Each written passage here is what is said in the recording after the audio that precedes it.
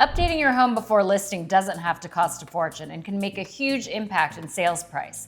This 1,600 square foot home was in original condition from 1987 prior to these thoughtful updates. We have Nikki with Via Lido Design here who remodeled this home. So if you have a smaller budget, what are some of the must-to-dos to move the needle for the sales price? That's a good question. One of the biggest impacts right away are the flooring.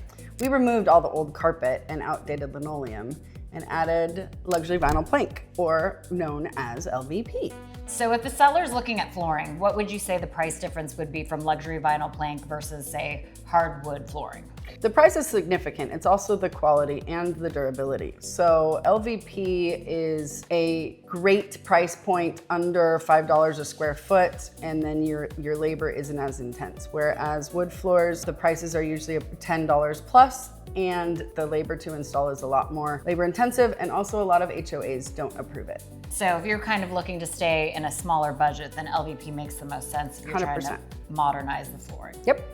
What else was prioritized here that didn't require a massive budget? Well, we came in and looked at the space and how we could upgrade it without hitting the budget hard. And that was looking at what updates to the kitchen we could do and a lot of finishes where everything that you look at when you first walk in. So you're looking at your lighting and your plumbing and your fixtures and maybe the mantle and baseboards and paint and other things that you want to see that brighten the space when you walk in. Now, you didn't completely rip out all the cabinets. You actually just took out the doors and kind of redid those. Correct. Tell me kind of how that affects budget. That's a game changer also in a smaller or funky kitchen, if you will, in the layout world. If it's not broke, don't fix it. So the doors needed updating, so we did that. We took off all the doors and the hardware, and we measured everything out and specially constructed new doors that were up to date in the shaker style, and then that fit right on the existing cabinets. That's a massive budget difference when you're looking at the numbers. So yeah, I would say with custom cabinets, getting them redone, you're probably looking about 20 to 30 grand in this space. Would you say so? It depends on the size, for sure. But yes, the prices can get up there, especially when you have to do custom corners and different angles. You know, this is an old place from the 80s, and we're not changing the location of the kitchen. So adding to it in a way that creates a new space with the old bones is perfect. So if you were to go and remove all the cabinets, do brand new ones, you're probably looking about 20 to 30 grand for a kitchen this size? More or less. So just to do what you had mentioned, what do you think the budget would be for a kitchen this size? Well, the cabinets themselves range from probably $2,000 to $4,000, like to reface those with all the doors. But then you're talking countertops and so forth. So there's other numbers that go into that budget. But to get the best price and the bang for your buck, it's to reface.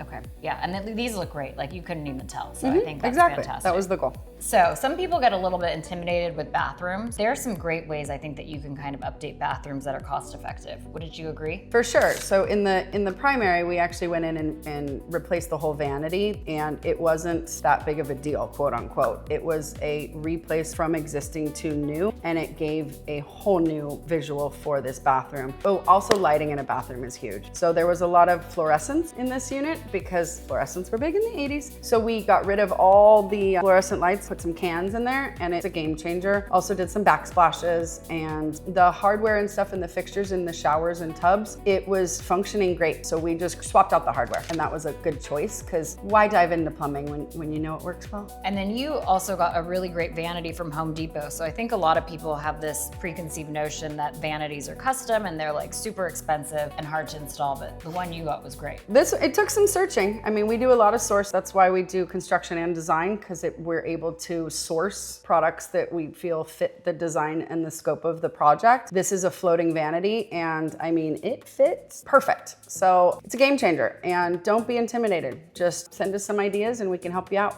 Now, you also use a lot of gold tones in here. Do you see that style-wise as something that's kind of coming back? I know silver was really popular before. Yeah, muted golds, champagnes, not the bright, shiny stuff, but the muted stuff, and mixing it with the blacks is a good way to go. Silver's actually coming back as well, but a matted chrome. It just depends on the vibe that you want to go with and being consistent throughout the project. So this ties in great. You have all the gold here from the chandeliers and all the hardware. It looks fantastic. And I like pulling in the raw wood look too, because it's just soft. It's a good tone. So I would say if you have a little bit of extra money to splurge, I would probably also redo the closets, because I think those mirrored closets really date a home, make it look like it's from the 1980s. How do you feel about that? And then also kind of what would something that you would like to see done if you had a little bit extra budget when someone's redoing a home?